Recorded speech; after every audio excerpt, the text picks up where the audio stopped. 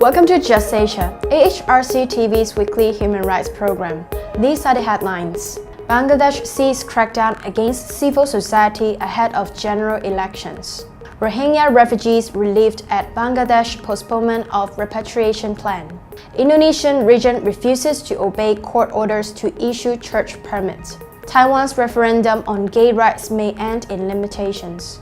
Malaysia backtracks on commitment to ratify Convention against racial discrimination.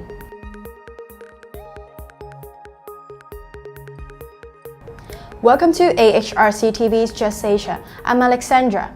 This week, Just Asia begins with Bangladesh, where the government has intensified crackdowns on civil society actors and independent human rights organizations prior to December's general elections.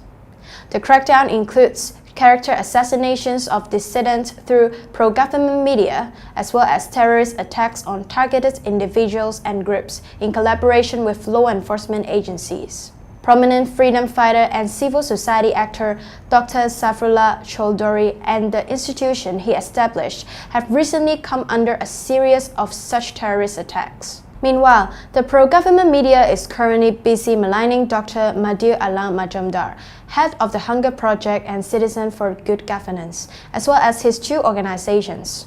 Human rights group Otikar has long been attacked with similar propaganda, in addition to being implicated in false cybercrime cases. Just Asia speaks to Mohammad Ashrafuzzaman of the Asian Human Rights Commission for more details. The civil society actors and human rights activists are facing serious challenges in Bangladesh. As we know that Dr. Zafrullah Chowdhury, a prominent freedom fighter, highly respected in the country, has been facing fabricated charges. So far, at least half a dozen criminal cases have been filed against Dr. Zafrullah Chowdhury and his colleagues. The institutions that he has founded with the help of various actors of the country, particularly university, medical teaching school and pharmaceuticals institutions to improve the healthcare in the country, those institutions have faced physical attacks by terrorists and Rapid Action Battalion, and also the perpetrators are being protected by the government. Then the second case, we see that Dr. Badul Alam Majumdar, he is very much prominent for his work as a leader of the organization called Citizens for Good Governance. They mostly research about the electoral process and the flaws in the system for credible, fair electoral system. And then he also leads the Hunger Project as the country director. His house came under attack in August when the ambassador of the United States was leaving his house after having a dinner, and that attack itself happened in front of the law enforcement agencies by the terrorists. And then now the media is campaigning against these organizations led by Dr. Badul Alam Majumdar, basically accusing them to be corrupted in managing the organizations. Then the third instance, we see that ODHICA, the independent organization of human rights that have been consistently documenting the human rights cases and issues of the country for more than 2 decades now, have came under massive pro-government newspaper attacks.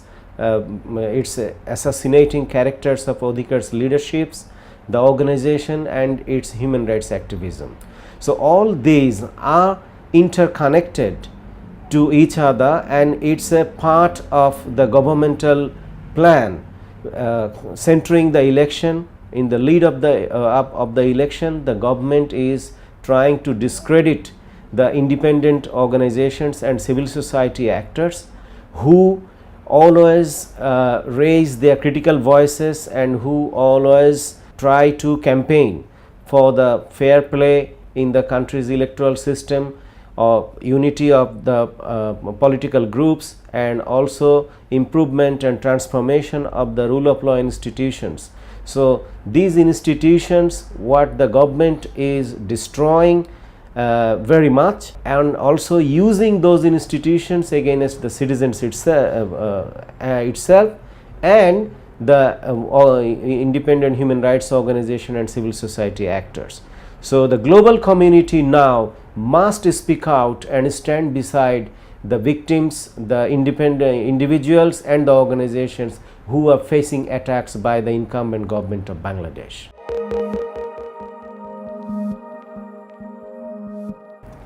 Next, Rohingya refugees in Bangladesh were relieved after Prime Minister Hasina's government decided to postpone plans to repatriate Rohingya refugees to Burma last week. United Nations officials and international aid agencies praised Bangladesh for upholding a commitment not to force the repatriation when none of the refugees volunteered to go back.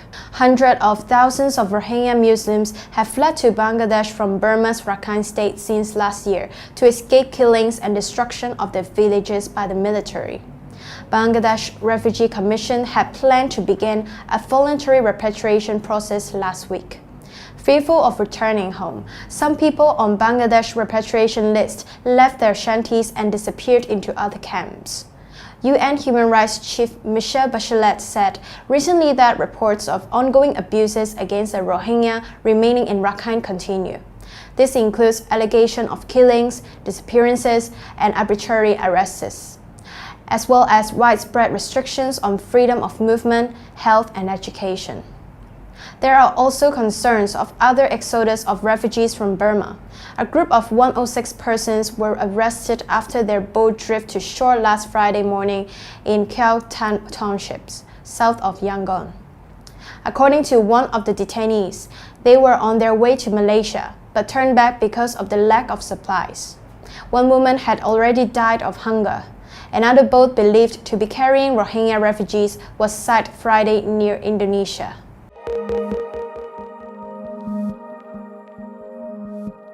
Moving to Indonesia, for over 6 years, the Congregation of Philadelphia Church of Pegasi Regency, West Java Province, has been conducting a worship service in front of the Presidential Palace every Monday afternoon. The service is to protest against the local government of Pegasi Regency, which is refusing to issue an official permit for the congregation to continue the development of the church.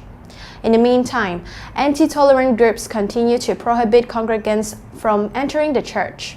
Not only is this contrary to the Indonesian government's commitment to protect citizens' rights, but it also goes against the 2009 orders of the Administration Court and Supreme Court to issue the permit. The Pegasi region refuses to obey the court orders, and instead suggests the church location be changed.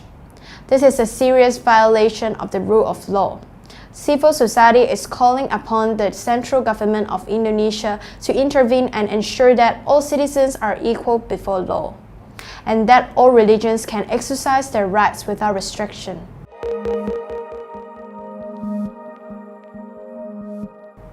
Next, Taiwan is holding a series of referendum on gay rights on Saturday, which may restrict the rights of homosexual couples to wed. In a landmark ruling in May 2017, Taiwan's Constitutional Court said that the same-sex couple have the right to be legally married.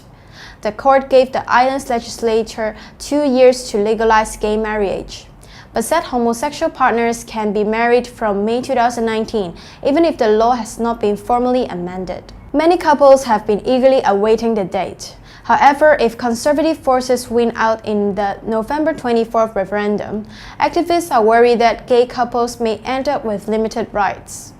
Recent polls show a majority of people are against same-sex marriage.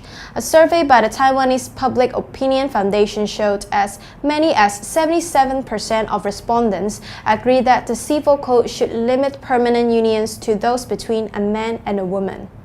Social attitudes regarding same-sex education in schools are also conservative.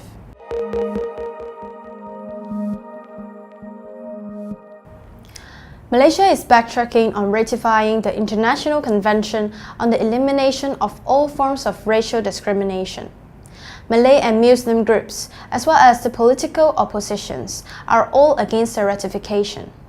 The convention would require Malaysia to enact legislation prohibiting racial discriminations and related acts. This could affect Malaysia's long-standing Bumi Putera policy that reserves education and jobs for Malays and other indigenous races, as well as the primacy of Islam and the special positions of the 9 royal houses. The oppositions are planning a huge demonstration on December 8th in the capital Kuala Lumpur to protest the ratification. On Sunday, Prime Minister Mahathir Mohamad said he understood that this matter was sensitive to Malays and that it would be almost impossible to amend the constitution to accommodate the convention. He was referring to needing a 2/3 majority in parliament in order to change the constitution. Earlier in September, Prime Minister Mahathir had said to the UN General Assembly that Malaysia would ratify all remaining international treaties.